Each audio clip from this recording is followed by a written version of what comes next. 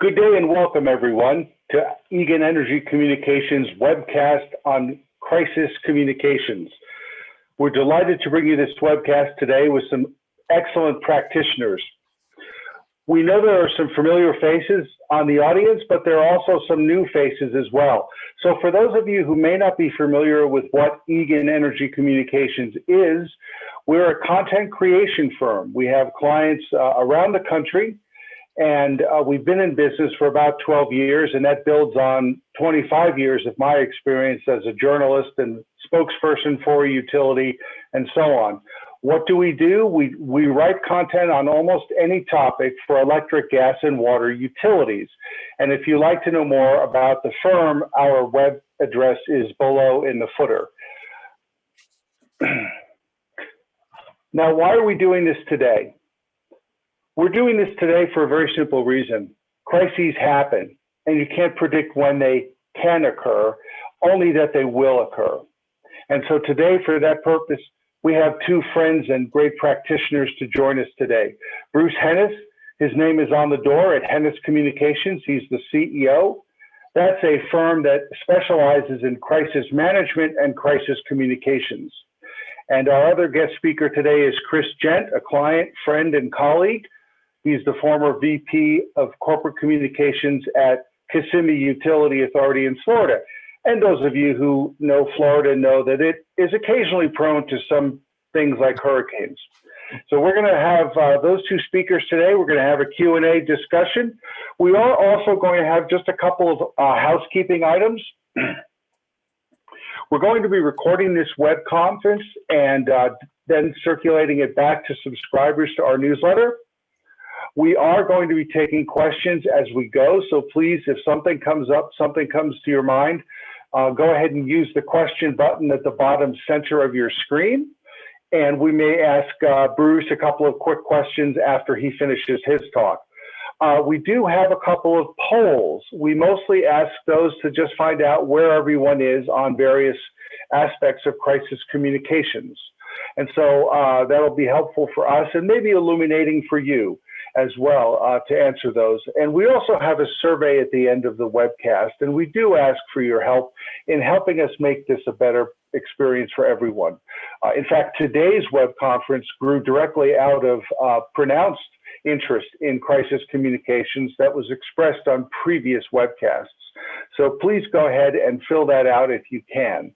We're going to launch our first poll right now, and we'll have about a minute to check off a question or two.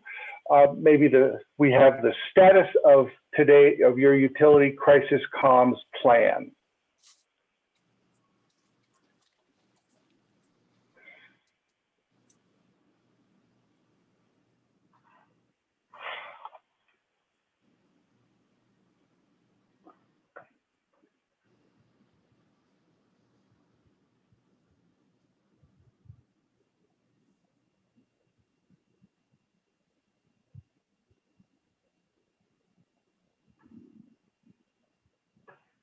Okay, we got about another 15 seconds, and then we're going to display the results.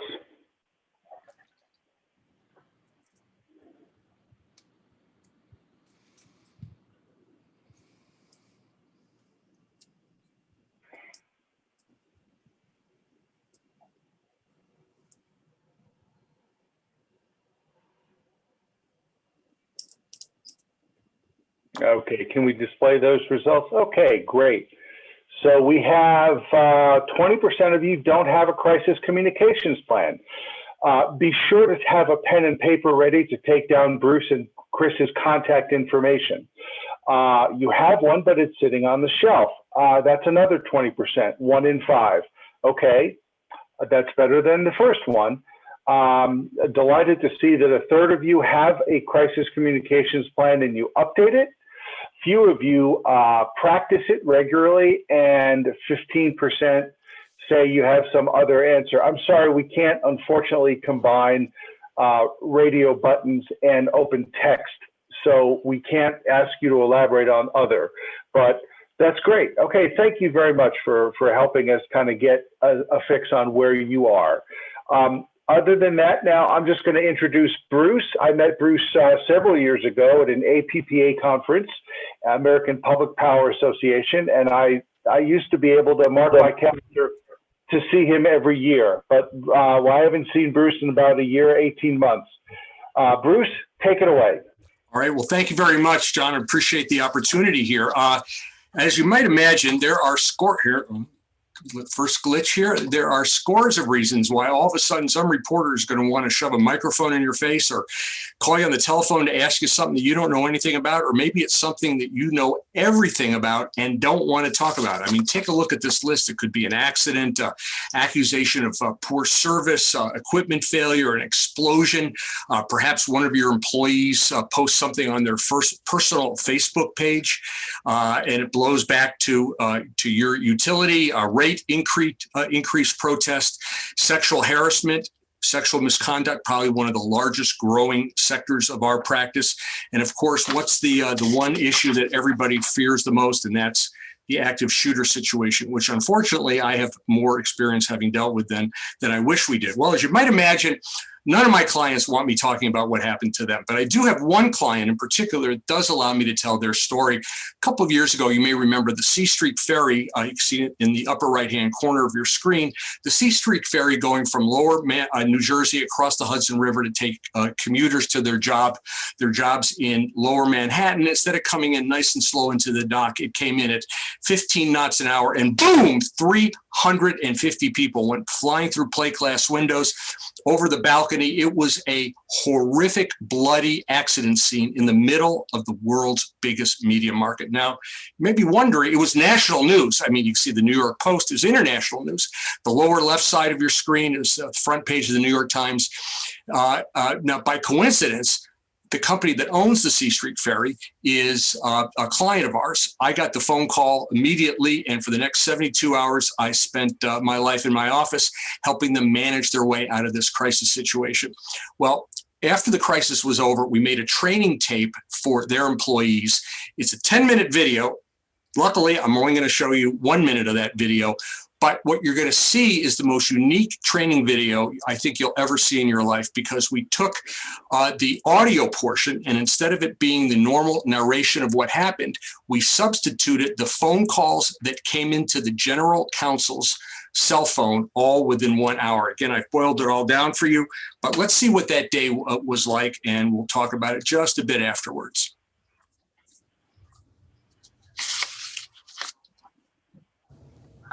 Hi, Mr. Wynn. It's Mary Lou calling from WABC Eyewitness News. This is Nancy Singer. I'm calling from Fox News Radio. Hi, Tom. My name is Kyle. I'm with Fox One News in New York. We're just calling about the South Street Seaport. Hi, Tom. This is Ivan Lee with 1010 Winds Radio in New York. Hi, Tom.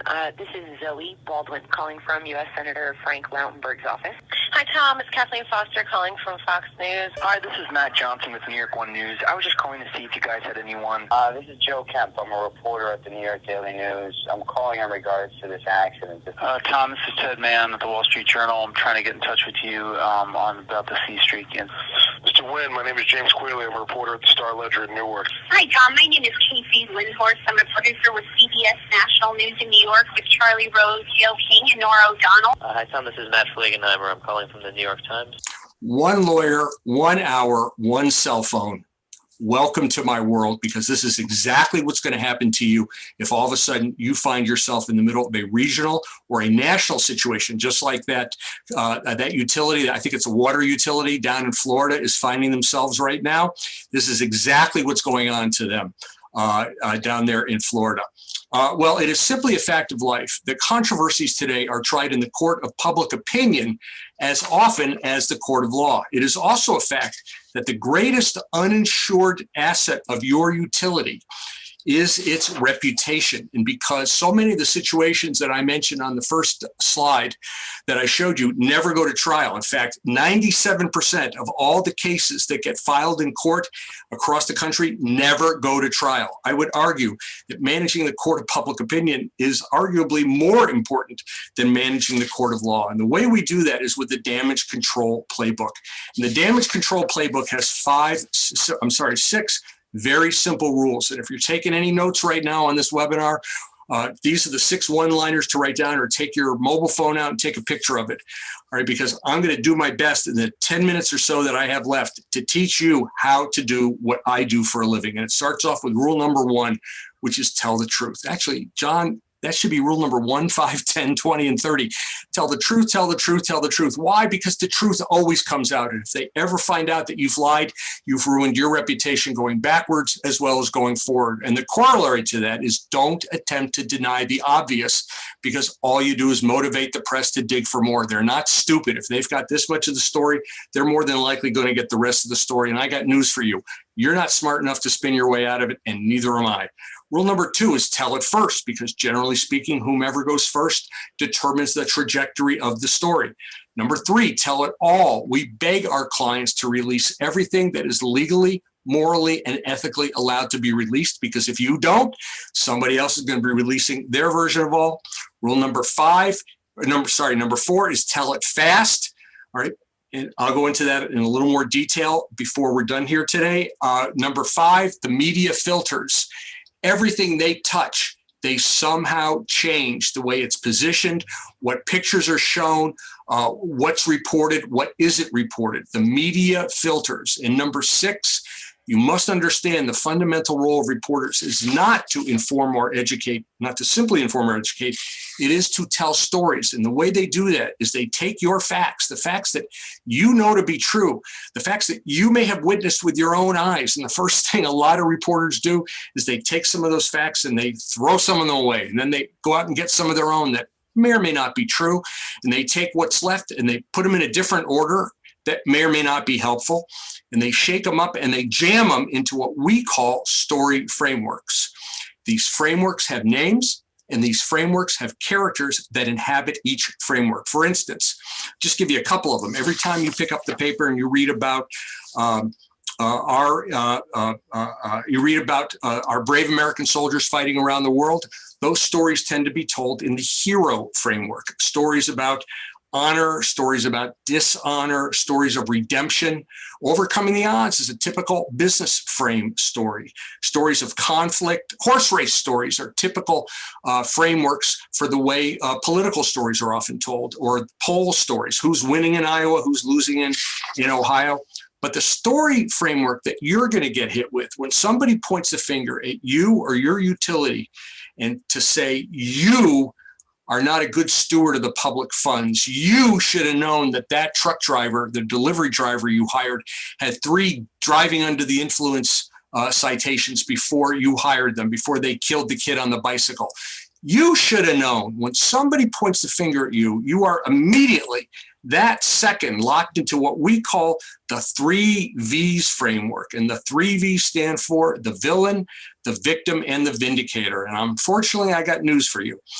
If you work for a government agency, you probably start off being in the villain role. But the real insidious problem the real problem with the 3V framework is twofold. Number 1, it's triggered the second the accusation is made.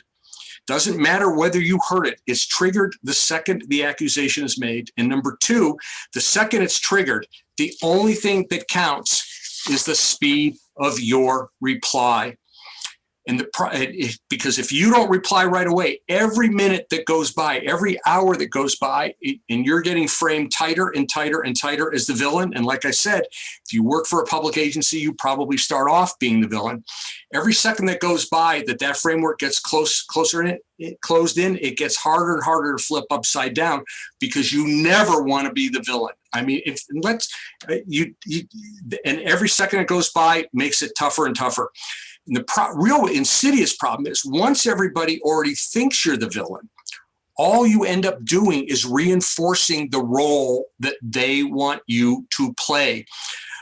That would be like me trying to convince you that Jeffrey Epstein or Matt Lauer or Kevin Spacey or Bill Cosby are good guys. I mean, even if I gave you evidence, video evidence to show you that they didn't molest those women, would any of you believe me? Probably not. Do any of you know them? Probably not. But you've already decided that they're villains. And we do that all the time. You pick up a newspaper article, you go online to read something on the web, you pass somebody in the hallway. We always make up our minds about other people and the roles that they play very, very quickly. Where did I go here? I'm sorry. Now, the best way to not be the villain is to be pre-prepared for something that might happen. And when we work with utilities and colleges and universities and food purveyors and whatnot, hospitals in particular, it's only a matter of time till something bad happens. So when they call us to help get them ready, we help them create what's called a crisis communications plan that would interface with their business emergency plan. I'm sure all of you in the audience right now have business emergency plans or business continuity plans. I think you're mandated by law to have those plans in place. So if there is an explosion, if there is a break in continuity of service, everybody knows what they're supposed to do. But so many organizations take their business plan and they forget our piece of it, which is the communications piece. And the communications plan answers the following questions. Number one, if something happens, what do you say? Who do you say it to? Where do you say it? And how do you say it? All right. And when we get called in for to help an organization write a plan, the first thing we do is a vulnerability audit. That's where, whether it's in person or we do it by Zoom, we put all the top dogs in the room. We put the executive director, the CEO, the board chair, the head of facility services, the head of marketing, the lawyer. We put all the top dogs in the room and we go around and say, give me one thing that keeps you up at night, and you and you and you. We put them all on the whiteboard. Then we go around again and again and again. And it's, we always get the same ones at the beginning: the explosion, the fire, the 3-day snowstorm. But, give everybody about a half hour, 45 minutes to do that. And people start going, oh, I didn't think of that. I didn't think of that, because they're all, reacting to this from their own point of view. We get about 40 or 50 different scenario situations up on the board. Then we triage them down because, frankly, it costs too much money to prepare a response for each crisis situation. So we triage them down through two filters. Number one, what's the likelihood of something happening? And if it did happen, what would the hit be on your reputation? So we get it down to a manageable 10, 12 scenarios. Then we go back to our office and we start to put together a tabbed section for every single scenario so that when something hits the fan, you instantly know it because it's already pre-written, either fully written out or with fill in the blanks. You already know what to have your receptionist say, what you want your people in the field to be saying, what goes out by email to your ratepayers or to your other stakeholders, what goes in the press release, what goes on the Facebook page. It's all done. And the beauty of it is your attorneys have had the opportunity to pre-approve everything before somebody on the crisis response team says, okay, it's 7 o'clock in the morning, it's Sunday morning, I can't get hold of the executive director or the general manager. I have the authority to say we have a crisis situation and to get that plan moving. That is the gold standard for avoiding being cast as the villain and grabbing control of that narrative, so that you are either the vindicator or, again, you might even be the victim. One of the other beauties of that one of the other ways to bulletproof yourself in case something happens is to do media training. That's where we put people on camera, and we have people who are ex-reporters who really know how to put people to the test, not only on what words they use in answer to the questions, but how they use those words, how you stand, where you move, where you look. Do you look in the camera, or do you look at the reporter talking to you? What do you do with your hands? And when you can put together the right words with the right performance, I'm telling you, that's where you knock it out of the park. I was asked to address this very quickly, the difference between a crisis and an issue. I always say that a crisis is like when you're driving down the street and you get T-boned by another car. That's a crisis.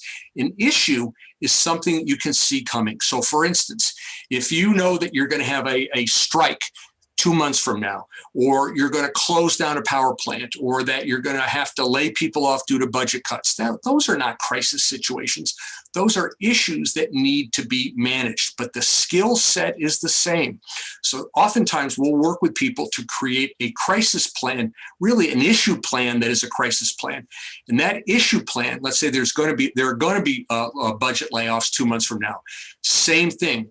Before the employees find out, what do we say? Who do we say it to? Where do we say it? And how do we say it? Because they need to your stakeholders need to hear these things from you before they hear them from anybody else. I'm going to go ahead and stop here. That's my 20 minutes. I just want to tell everybody that if you're interested, if you like what you heard here today, we have longer versions of this available. We have a newsletter that we send out. I think we're going to send all of you a copy of that newsletter, but if you'd like to get on the newsletter list, just send an email to hennis@crisiscommunications.com. And I've got a couple more remarks at the very end about my handouts that we're going to get to you, but I'm going to go ahead and stop here, John, and give you control back of the screen. Thank you, Bruce. Very illuminating. I kind of wish I heard you talk back when I worked at a utility in media relations, because we had our various crises over the times, and usually we got through them without there being some catastrophic fail. But we would always ask ourselves, can we do better next time? And the answer is yes, we can always do better next time. Do we have any questions that have come in yet? Because if not, we have some icebreaker things that we could ask Bruce. Oh, I'm sorry. So before we get to questions, I'm sorry. We are going to launch a second poll asking attendees to tell us a little bit about their most recent crisis. So if we could load that up, and then we'll follow with 1 or 2 questions to Bruce, and then we'll go on to Chris. So we have all sorts of exciting opportunities here for a crisis. I could cause a crisis. Would that be helpful? We've toyed with that as a business model. We cause it and then we get hired to solve it, but it hasn't worked out very well so far. All right, we've got about 15 more seconds waiting for folks to respond and give us a sense of what kind of crises are out in your neighborhood.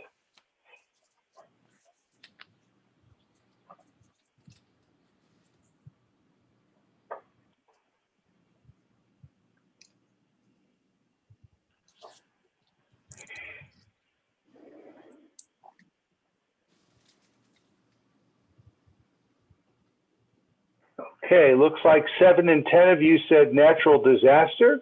Hurricane, tornado, flooding, wildfire is your most recent crisis. Less than 1 in 10 say employee malfeasance. That's good. About the same say ransomware, malware, cyber attack. Nobody's suffered an armed attack, which is good.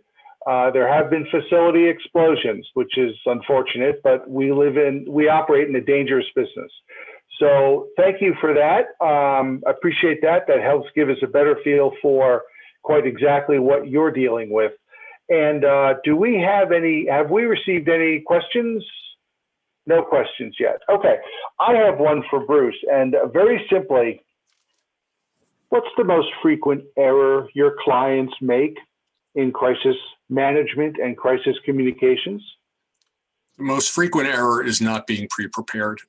Is calling us when the TV investigative team is knocking on the door, when the camera crew is in the lobby, is calling us 1 or 2 days later after something has already happened, and they're all over the local web, the regional, internet, or even a national story, and they call us and say, "Oh my God, we're in trouble. Help get us out of it." And we can, oftentimes, we can try to mitigate the damage, but there's no excuse for not being pre-prepared. Okay. And I noticed that several respondents said they had no crisis communications plan at all. So maybe, Bruce, if I could also direct this to you, what kind of level of effort should be put into a crisis communications plan? That's kind of like, I guess, asking you how big a cake we should bake.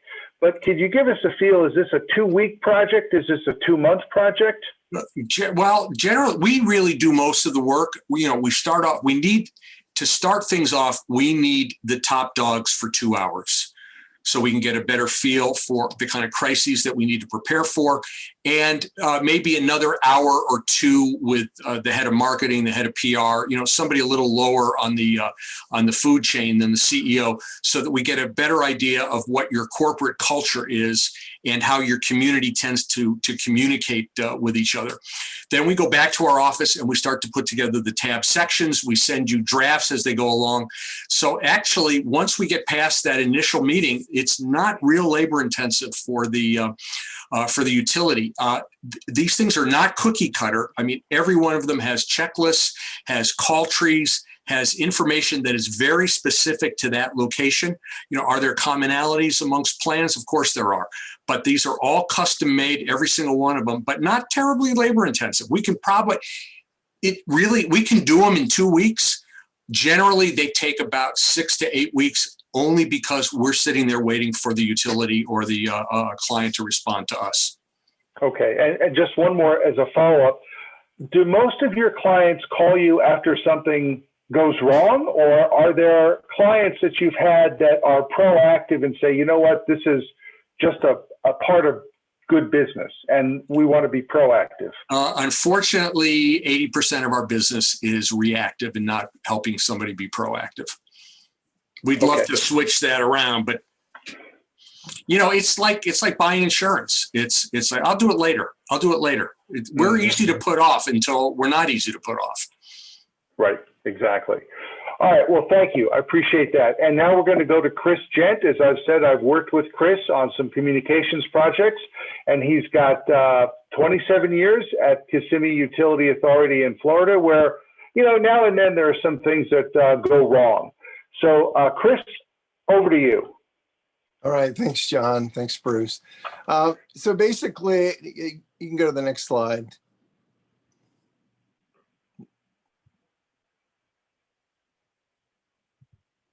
There we go. Can we put it in show mode, or? There we go.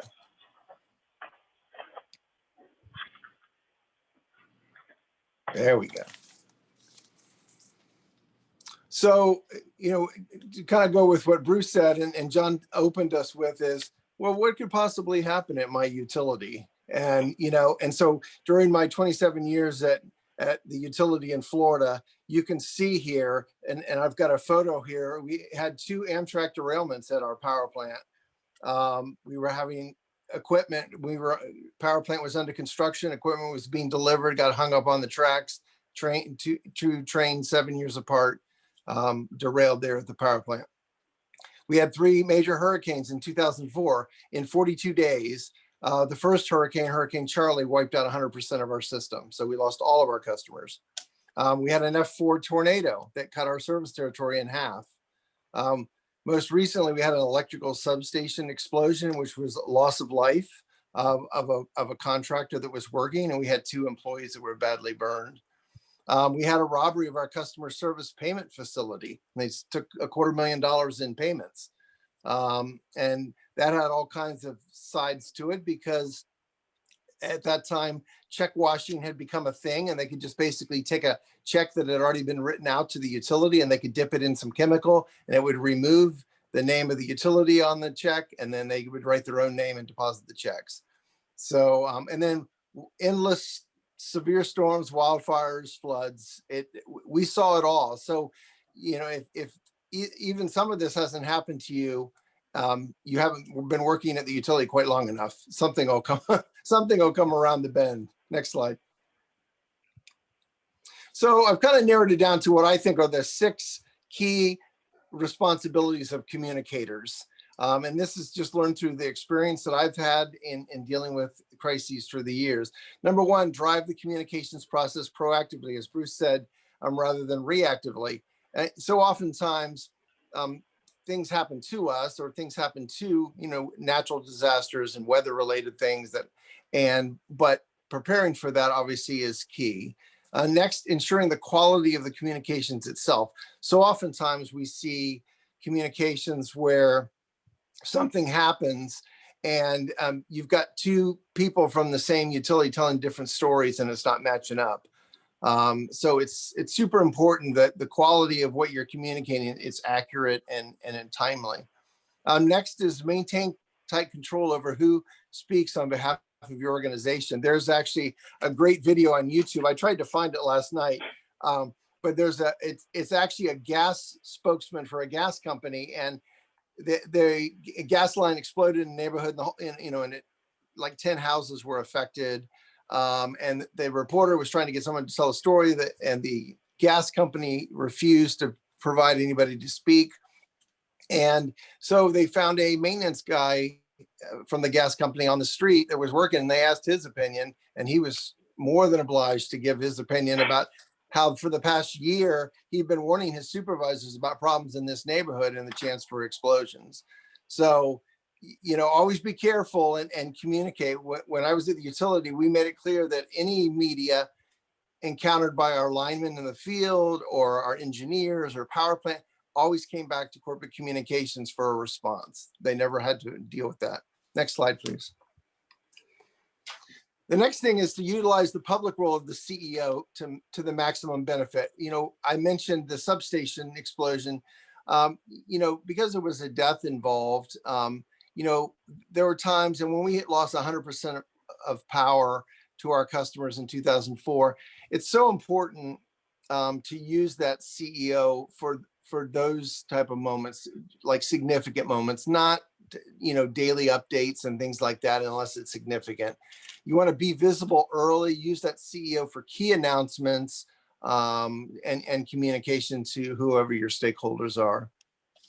The 5th one is stay on message. It's so easy to get pulled in 100 different directions during a crisis. And so sticking to your message and your talking points ahead of time that you formulated ahead of time is super important in just maintaining control of the situation.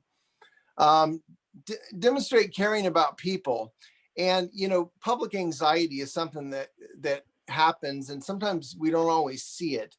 But in the case of the substation, and I'll touch on that a little bit, but the importance of factoring in compassion and concern for people in your communications plan is critical. Next slide, please.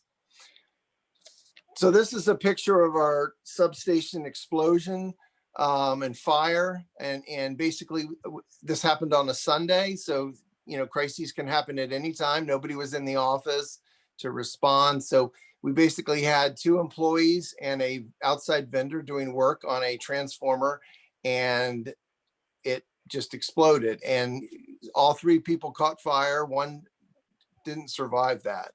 And it was a crazy time.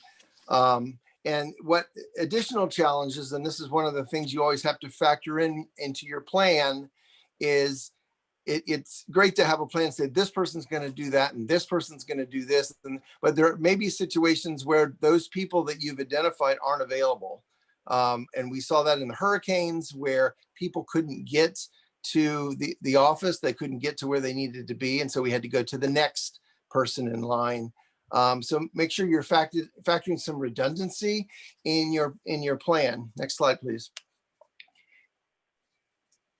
So I've got what I call 9 principles here of crisis communications. What I think is that are super important to keep in mind when you're not only putting together your plan, but when you're working your plan as well. The first is in a crisis, issues mutate, and Bruce alluded to that, but because it's usually not a single crisis. Let me give you a quick example on that substation. So here we had a substation explosion. So we had an explosion, we had a fire, okay? So, and we had injuries and we had a death.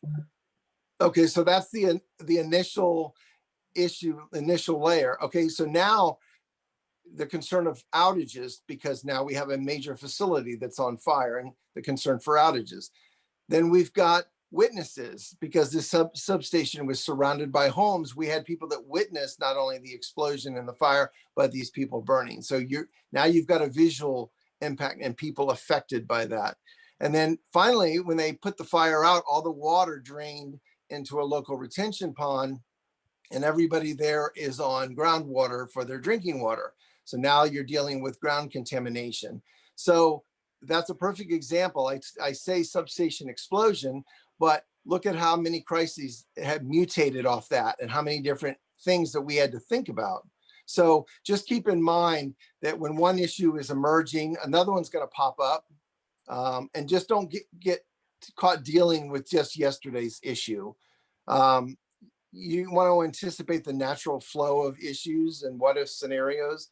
And it's super important to be seen to act immediately. And so the second one there, to designate a spokesperson, I touched on this a little bit in the beginning, but the importance of, many brains, but one mouth, and just to maintain a consistent, and we see this with FEMA and Dr. Fauci with the vaccine, and that consistency, you develop trust. People recognize that person as a trusted person for information. So I think that's important to maintain that single spokesperson when you're able to do that. Of course, bringing in, if there's subject matter experts that you want to bring in addition to that.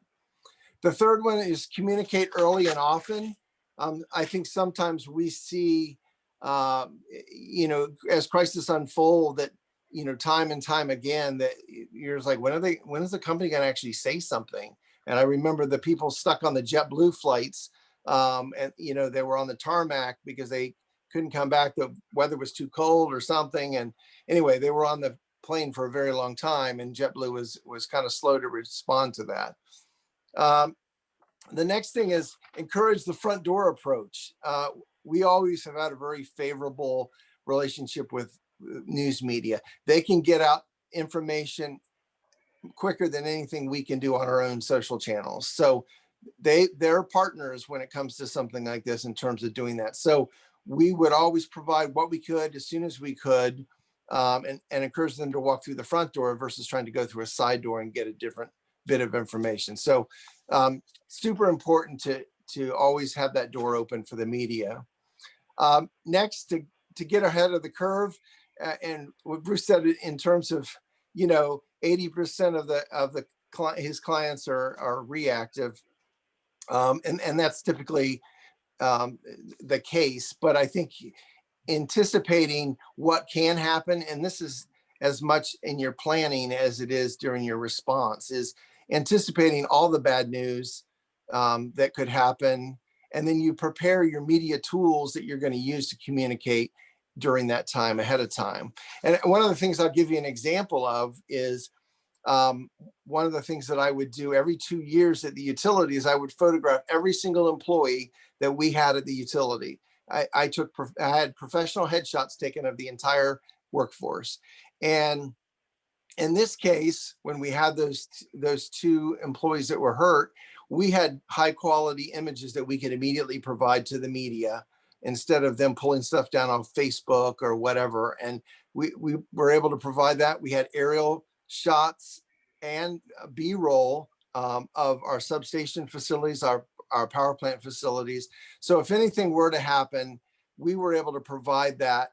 And so we're helping tell that story that they're trying to tell, and being able to provide that for them to we're quite a bit south of Orlando, about 25 miles south of Orlando.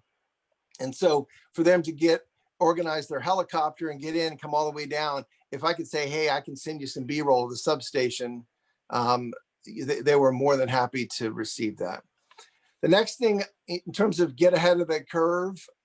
Oh, I'm sorry, we already did that one. Go to the next slide. Thank you. And Bruce alluded to this about the bad news ahead. If that you be the one that announce it. If the media or another party reveals bad news, you can be perceived as trying to hide something. So it's super important that you be the one to share. It's your news. Go ahead and share it. And you want to be an accurate source of facts. One of the things I mentioned in one of my opening slides was we had our payment, our drive-up payment facility that somebody broke in and stole $250,000 worth of payments. Well, that's bad news, because now we've got a whole, it was over a weekend. So all the payments that were left over the weekend, and for us to be able to start, we had no idea who put their payments in there. So that communication and starting to, and so we made the decision, we've got to let people know that this occurred, and let the banks know that this occurred, and trying to get out the information ahead of time and try and capture as many people as we can, and make sure that, we've got them covered. They're not going to get their service cut off just because we never received their payment. The next one there is get all the bad news out at once, have a bad news day, not a bad news month. And I've seen this a lot with rate increases and making the decision. Do you do a rate increase and you break it up, or do you do it at one time? Do you announce a 9% rate increase spread out over 3 years, or do you announce it every year for the next 3 years? And, obviously you want to give all the information up front, and it allows you to avoid embarrassments in the story. And it's just a good practice to do that, because the news cycles they're going to go through, and they're going to move on to the next thing. So you just don't want to make yourself a recurring news story because of that. The next thing is quit while you're behind. Despite your best efforts, and Bruce kind of alluded to this, is, you can try to mop it up. But there's sometimes where you're just going to have to suck it up and move on. And a perfect example for us was Hurricane Charlie. And there were so many factors to that, but the fact is that we lost 100% of our customers. And in the end, it took 14 days for us to restore power. So that's a long time. That's a long time for people to be inconvenienced. But at the same time, we value the opinion, the trust of our customers. And so after it was over, we actually hired a third-party firm to come in and evaluate our response for our customers, because they were very vocal. This was pre-social media, so they were very vocal with local news stations and opinions and letters to the editor. And so we wanted to make sure that, hey, we know that, this response might not have been picture perfect, but, we're going to have somebody evaluate and see how we did. And in the end, we shared those results, and we did improve, and we didn't know that we were going to have to show ourselves again within just a couple of weeks with Hurricane Francis, and then a few weeks after that with Hurricane Jean.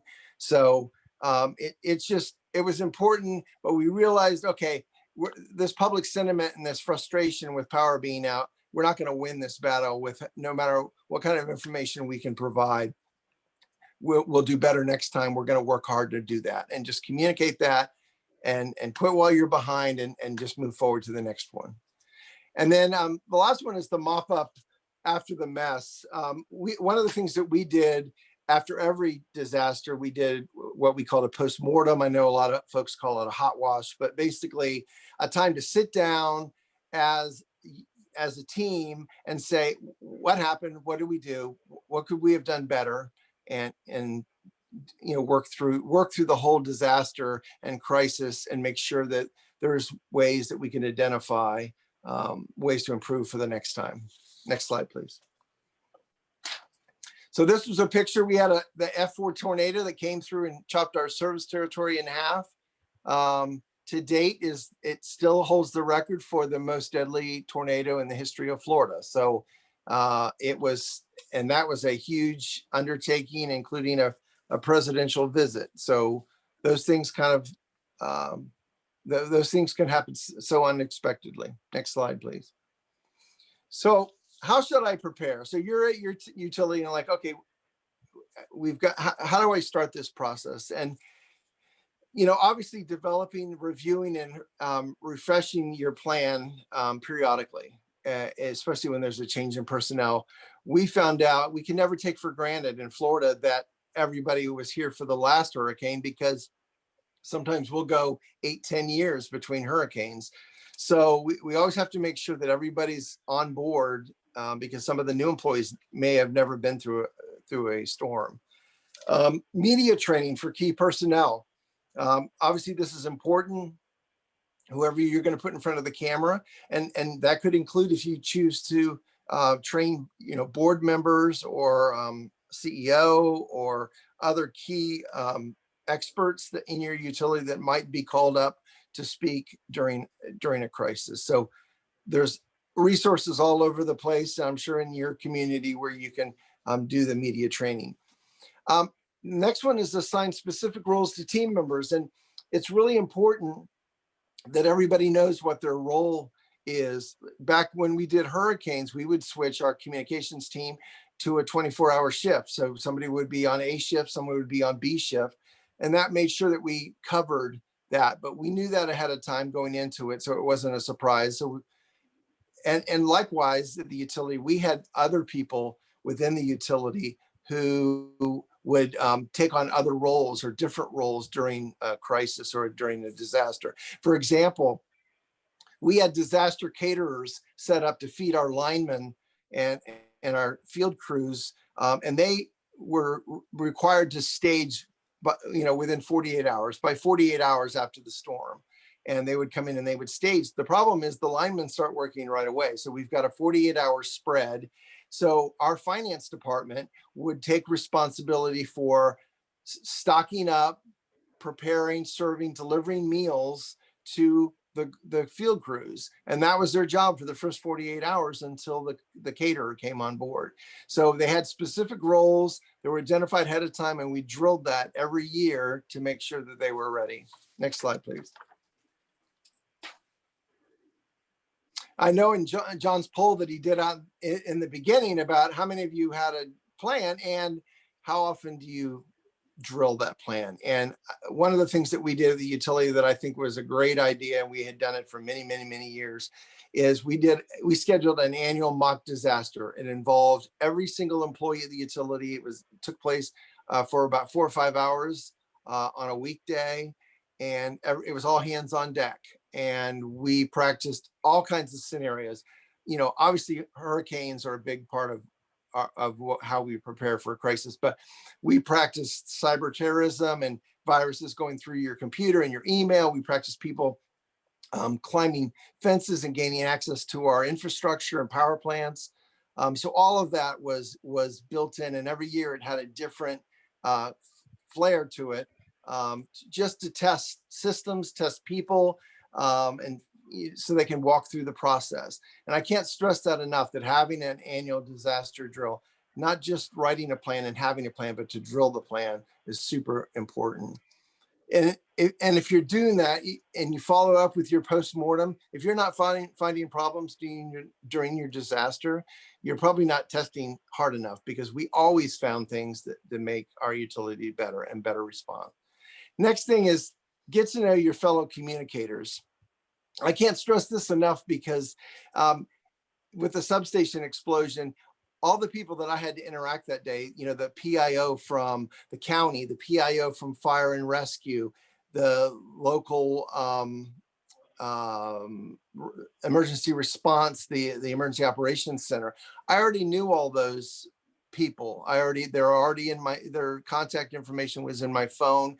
And in fact, we have all the communicators in our county meet quarterly. And so it's utilities, water utilities, county, city, government, all meet together. So we all know each other. So in a crisis like this, we're not introducing ourselves and trying to figure out who needs to be there to help us. Next slide. And this is a a map of 2004, so you can see where Kissimmee is, and you can see where the paths of 3 hurricanes crossed over into our service territory. So who would have thought that that could happen when we hadn't been hit for, I think, since the 60s? So, and to have 3 and 42 days. So it can happen. Next slide, please. So finally, I'm just going to end with a few list of quick tips. Some summarize what we've already said, but first, involve the public as your legitimate partner in decisions. I can't stress this enough. It's really important when you're responding to some kind of crisis that you're listening to your customers, your stakeholders, the public, and using their input in making those decisions. Plan and evaluate your efforts. Again, go through a crisis, get that team back together and talk about it, how you can make it better. Be open, honest, direct, obviously in all your communication, but especially during a crisis, helps build that credibility. Share the information when you get it. As soon as you have it and can share it, that helps the flow of information, but also starts to put people at ease that things are happening and things are moving forward. Respond to expressed feelings. We see this a lot. We had a Hurricane Irma a couple of years ago, and the sentiment on social media when power's out or there's flooding or whatever. So it's okay to respond to that and to let them know that you hear you, that we value you, and we're working hard for you. Next slide. Follow up. This is not only important internally, but also with reporters. If you say, I don't have that information, I'll have to get back with you, don't forget to get back with them. That's important in building that relationship. Admit your mistakes. We all make mistakes, and we've learned things in each crisis, ways that we could do things better, and not afraid to say that. And when you're not certain, don't pretend to be certain. It's okay to not know. Just make sure you come back and follow up. Number 9, utility business. We're terrible at acronyms. So always speak in plain language and things that the average person on the street could understand. And avoid using those words like always, or we never did that, or we guarantee we're going to do that, and kind of paint yourself into a corner. So speak in plain language and choose those words carefully. Next slide. Don't be, and I just put here, bureaucrat or corporate type. When you go in front of a camera, it's super important that you express that compassion that I mentioned earlier, and that you hear that people are affected. And dress matters. I just recently read a study that spokespersons are deemed more credible when they don't come in a suit and tie. Spokespersons or CEOs, when they speak in the middle of a crisis, rolling up their sleeves and appearing on camera, it looks like they've gone to work and they're working behind the scenes. So dress matters. So just keep that in mind. Keep in constant contact with those organizations. I mentioned about the communicators, but anybody that you could potentially have a crisis with, get to know those people now, so that when the time comes that you already know each other. And make sure your representatives are good communicators and are trained. We mentioned self-media training, but it's really important in terms of being able to convey your information. Next slide. Anticipate and meet the needs of the needy. We take headshots, we have facility shots, we have B-roll of all of our facilities. We've got bios on all of our executive team. So all those kind of things helped that we can provide immediate information. Don't speculate or guess. Again, the importance of accurate information. If you don't know, you don't know, and you can follow up with that. And don't make promises that you can't keep. And with that, I'll turn it back over to John. Thank you, Chris. Great words of wisdom, and Bruce as well. Now, and thank you for that. As I say, I wish I knew you when I ran media relations back at a utility. The questions have started to pour in from the audience, and that's great. Before we take questions, I'd like to just talk a little bit about next steps for us today. And that is, please take the survey and help us develop new topics. We have some ideas, but what's most important is we want to hear what you want to hear about. So there's a survey. I hope you can stay with us. We will be offering a recording of this webcast. We'll be sending it to all subscribers to our website. And we do welcome, again, if you can't take the survey, you know my email address. Send me ideas for future topics. I am delighted to say that we have selected our next webcast will be on April 20th, just shortly before Earth Day, and it's on the topic of environmental communications for utilities, maybe not just on Earth Day. And we have a guest speaker, a longtime friend of mine from CenterPoint Energy. So with that, we're going to say thank you again. We're going to get to your questions. If you can stay with us past the top of the hour, that would be great. I'm going to try to get as many questions of yours out as possible.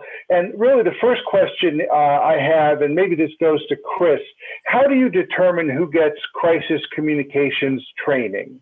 Is it just the general manager or the utility director? Is it his direct reports? Do you go down to the level of frontline field supervisors for crews? Where do you draw the line? In terms of who's going to communicate? Who gets training? Oh, well, as I mentioned, because of the way we were modeled, everybody got trained and in their respective areas. So, I mean, obviously the communicators training is a little bit different, the ones that were going to directly work with the media. But everybody else, depending on where they were, their role within the company as part of that crisis plan, they were all trained, they were all drilled every year, and they were part of that. So those postmortems happened at the department level, and then that trickled all back up to the executive level where our plan was adapted. So I would say everybody needs to be involved in the crisis training. If I could jump in here real quick on that, even people who are out in the field, it's been our experience that they need at least some modicum of training, even if it's just to say, you know, I wish I could give you the answers to your questions. You really need to talk to so-and-so. What's your name? Who do you work for? You know, I'm going to make sure that somebody gets hold of you. And if the reporter gets very, very insistent, to at least stand there and be able to express some level of emotion to say, yeah, this was really a tough day for us without giving anything else, because sometimes the people, the supervisors, the more people with more training can't get out to the field in time, particularly if there are great distances involved. Another thing we're starting to see more and more of is drones. The drones are the first to arrive. People driving in their cars pull over to the side, they launch a drone. The news crews are sending drones in. We're seeing that more and more often. Wow. Quick question, Chris, for you. How many employees were at Kissimmee? 300, around 300. Okay, great. Bruce, I'm not sure if this is a question you want to answer live and in public, but someone did ask a question about what does the Hennis Crisis Communications Plan cost? And if you'd like me to maybe connect you with that answer, I will do that offline. Is that the way we want to? No, I'm happy to discuss fees. It really depends on how many locations you have, how many, and particularly how many scenarios are contained within that. So our plans that we write from scratch tend to be in the $15,000 to $25,000 range, and then it goes up from there depending upon how complex they get. Okay, great. Thank you so much. Chris, there was a question asked, how does a utility demonstrate empathy? Well, I think, for example, I'll go back to the substation just because that's the one that's most fresh in my mind. So I mentioned all the facets of that. I mean, we had the explosion and everything, but we had all the other issues with people witnessing that. So one of the things that we did is we reached out to a local counseling service that deals mainly with fire department and law enforcement, and provided complimentary counseling services for people who had witnessed that. So that's one example. Another example is the ground contamination in the water. The water had to be checked to find out if it was still drinkable, but we had all these people in that neighborhood that couldn't drink the water. So we brought in cases of water and delivered them to each home in that neighborhood. So it's things like that we realized that something's happened. It wasn't anything anybody planned, but we showed empathy. We heard what was going on. We saw the needs, and we met those needs with a variety of things like that. Let me give you a 1-sentence answer to that question. Number one, learn how to say, I'm sorry. It is okay to say you're sorry. Sorry is not necessarily an acceptance of liability. All right. And run that by your lawyer. All right. The second thing I would suggest is go to is remember this. What people are looking for is not only an apology, all right, but they're looking for the truth. And when people think they're not getting the truth, that's when they say, get my lawyer. I want to know what really happened here. So if the truth is going to come out anyhow, better it come out early and quickly as opposed to later on. You're going to build a lot of sympathy, a lot of empathy, and a lot of trust in a community when you do it that way. So I think the rule is generally deeds are more important than words. Yes, words are important, but deeds, in terms of showing empathy, Chris, would you agree? I agree. Okay. I mean, if you live next door to a power plant, there's going to be a spill. There's going to be an explosion. There's going to be something will happen eventually. All right. If it happens 2 or 3 times, the problem is the plant. But if it happens once, Chris's group is going to be judged not so much on what happened, but what did he do after it happened? What was their response to the community? Mm-hmm. Mm-hmm. Chris, we had another question about the number of customers at Kissimmee. Right around 80,000. 80. Okay, great. All right, we had another question from a longtime friend of the organization. A storm brought down a tree and killed someone in their car. Okay. Some residents, after the fact, said, hey, we've been telling you to cut down that tree for a long time. How do we get ahead of that? Any idea? Chris?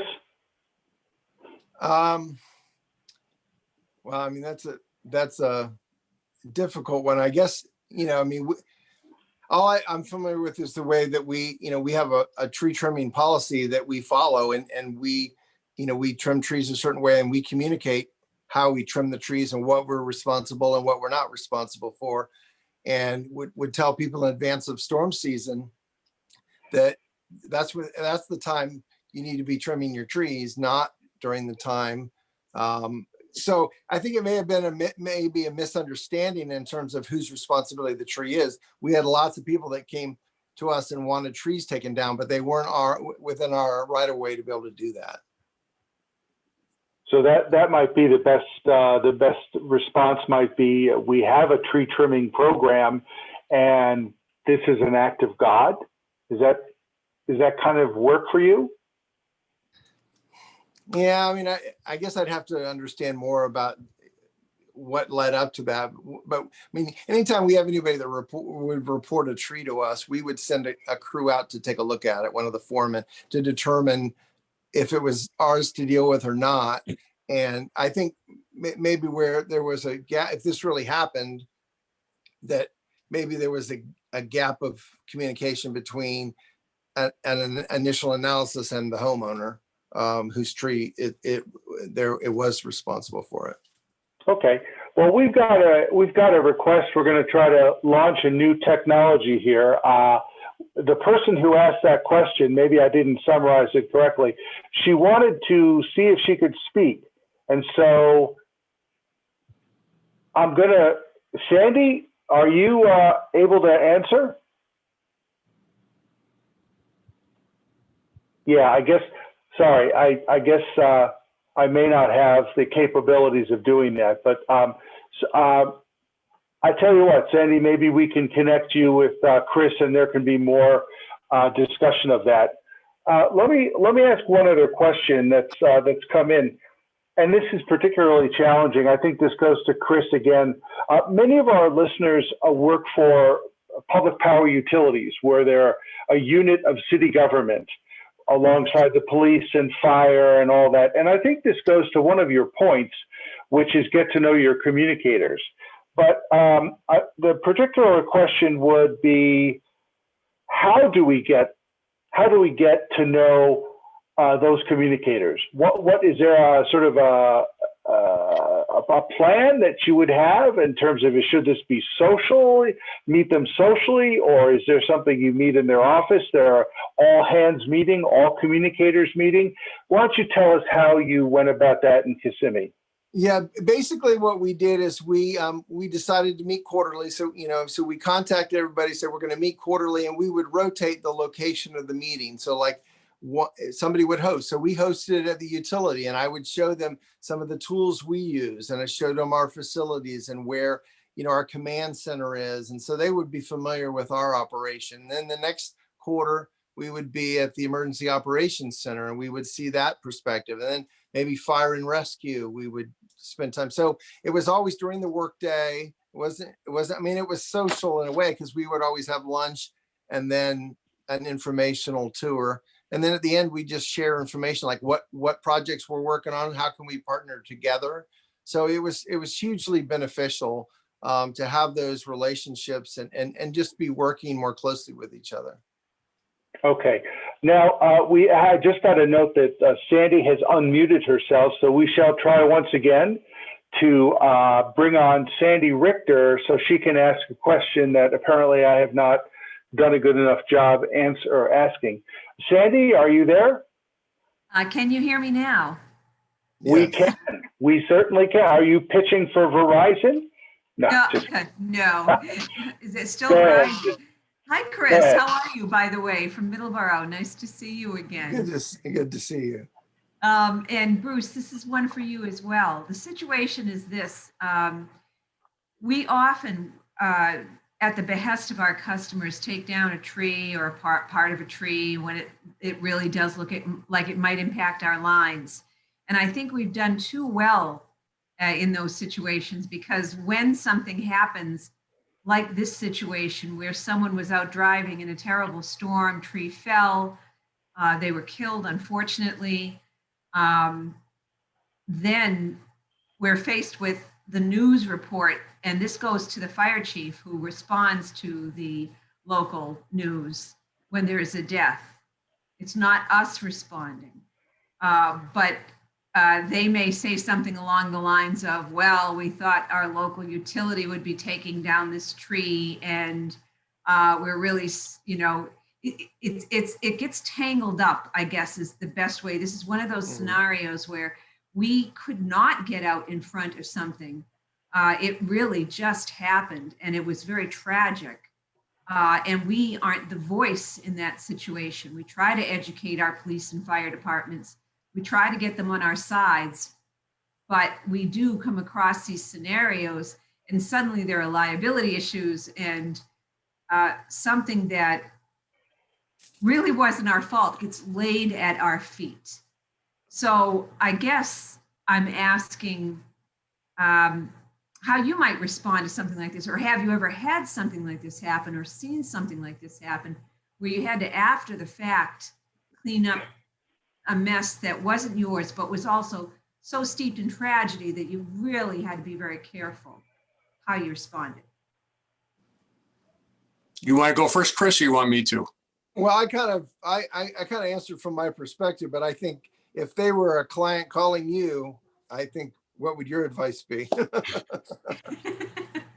Well, the easy answer is you should anticipate that that's going to happen and be ready to go with a number of responses and a number of action items rather than, 1 hour, 2 hours, 2 days after the fact. So put on the assumption that I got a call like that out of the blue all of a sudden, the first thing that's going through my head is, where did the chief or the mayor or whomever, where did they say what they said? Can we piggyback on what they said? Can we put something on the blog underneath the TV news report? It certainly won't necessarily get out to everybody who saw the TV clip that evening. But so many people now go to the internet, see go to the TV station blog, and it's pretty easy to get the news director or the assignment editor to take your response, whether it's a written response or it's a video response, and pin it right underneath the initial news report. So I would also ask you, how robust is your social media program right now, where you can send messages out to your different stakeholders and friends and followers and say, you may have seen a report about XYZ. We want you to know how badly we feel about this, or whatever the appropriate messaging is. The point being, responses in situations like the one you mentioned have to be very, very quick. They certainly do have to be diplomatic, and you've got to not depend on the local media to tell your story. You've got to go around the media and tell your story yourself. I bet you thought of all those things already, Sandy. Oh, yeah. No, and as a matter of fact, I think this is a great lesson, hopefully sharing today, that when you say we have to be prepared for something like this, I've got to tell you, in the back of my mind, the last thing we're going to do is be prepared for something like this. Well, but and that's why the vulnerability audit is so valuable, because as everyone's going around, if I asked you right now, make a list of all the things you should prepare for, and you have 10 minutes to do it, you'd come up with 10 or 15 or 20 or 30. But if you are part of that vulnerability audit, it becomes an idea factory. And some of the ideas are ridiculous. I've heard people say, oh, well, what if a meteorite falls on our plant? Okay, that would be devastating. What's the likelihood? And what would the hit be on your reputation? I don't think we need to prepare for that one. But we did have a chemical company who was very concerned, for instance, about what would he do if all of a sudden there's a terrorist attack somewhere in the United States, and the video shows some of their packaging with their chemical in it having been used in that chemical or that bomb attack. I never would have thought of that. What's the company's response? They're now ready for that. Wow. Listen, quickly, Bruce, if you could take us a little bit behind the curtain. We did have a question that asked about the size of utilities that would hire you or that have hired you in terms of customers, employees, revenue, whatever kind of metrics you can share, if any. No, whether it's utilities or whether it's any other market vertical, we get calls from small, medium, and large companies. Some of our larger clients are, big billion-dollar companies like Goodyear and Avery Dennison, the label people. And then it goes all the way down to small companies. The only ones who don't call us are individuals, because we're like a law firm. We charge law firm rates, and they hear our hourly rate and they have a panic attack. So everything is it covers the gamut. If the questioner is still on the line, that's why we have your contact information, Bruce. So please, pick up that conversation with Bruce directly. Chris, I think this might be for you, but maybe it's for Bruce. One of our listeners wanted to know if we had any references or ideas about contractors who could stage a mock disaster. Wow. I would, I'm sure there are, because you can find people to do most anything. We were fortunate that we had somebody within our utility who was previously in the Air Force, and that's what they did as part of their Air Force experience was disaster drilling. So, but I'm not familiar with anybody who comes in and actually will run the drill for you. It's really something that we designed ourselves each year, and we had evaluators, employees that served as evaluators, and they would walk around during the drill and take notes on what they were observing, and then that would be shared after the fact. We have a partner, and if somebody shoots me an email, I'd be more than happy to put you in touch with our partner on that. He's based in Florida, actually, in the Tallahassee area. And we've used him nationally. He is really terrific. They are great at tabletops. They're great at fully functional drills. And the one thing I would caution you with and you could probably call your county or your state emergency management agency and ask if they have any vendors, besides getting in touch with me. But one thing we have noticed, again, regardless of market sector, if you survey anyone who's ever done a tabletop drill, I would venture to guess that 90% of them never include communications. they just forget that piece. And even a lot of people who design drills and do drills, they just don't include the communications piece. They're very functional oriented. So make sure that you include that. Wow. I think we're about at the end of our questions, but one earlier had been sent in. Chris, if you had to go back and do anything differently in your various crises responses, does anything come to mind in terms of these are the one or two things I would have done differently? Well, yes. With Hurricane Charlie, I guess, we previously had put together like a 4-page hurricane handbook, and just gave people basic information, but it really wasn't all inclusive.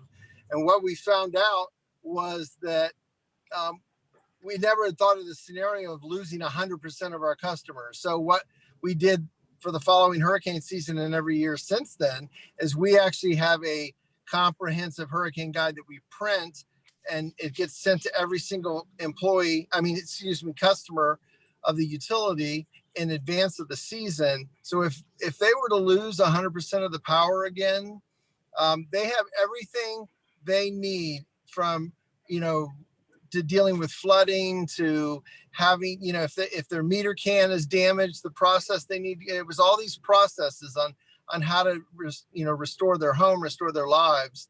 And so that was one thing that I regret we didn't have in 2004, that level of detail, because it would have saved us a lot of headaches if we already had that in everybody's hands prior to storm season. John, I apologize. I've got a hard stop right now. I'm going to have to sign off. Let me just remind everyone that they're interested in getting our Crisis Management Today newsletter. It comes out twice a month, no advertising. I promise. I just sent an email to hennis@crisiscommunications.com. John, sometime this afternoon, I will send you a copy of all my handouts for everybody, a copy of the newsletter that you can then forward out to everyone, and at their convenience, they can get back in touch. All right. Much appreciated. Thank you, and Karen and Chris. Your PowerPoint and your presentation was terrific. So again, thank you for the opportunity, and stay safe out there, everybody. You bet. You bet. I think we have, now we're going to kind of wrap up. At this point, we're run out of questions and we're starting to lose panelists. But I wonder if we could put up the survey. Is there, could we go to the sort of the survey about topics and how we did and all that? Is there a, no. Oh, that comes after the webcast is over. Okay. They will have all the attendees in their follow-up email that they will get tomorrow. They'll have another chance then to click on the survey. And then we just need to tell everybody that a copy of the recording will be coming to you and the subscribers probably in the next week or 10 days. And then Bruce Hennis's handouts will come out. If people want Chris's handout, we can get that emailed to them as well when I email Bruce's information. Okay, good. Fumbled that, but I'm sorry.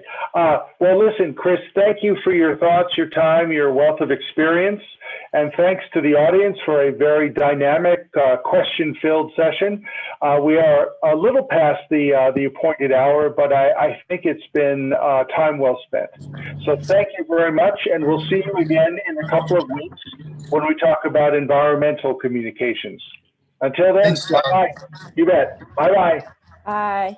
Thank you.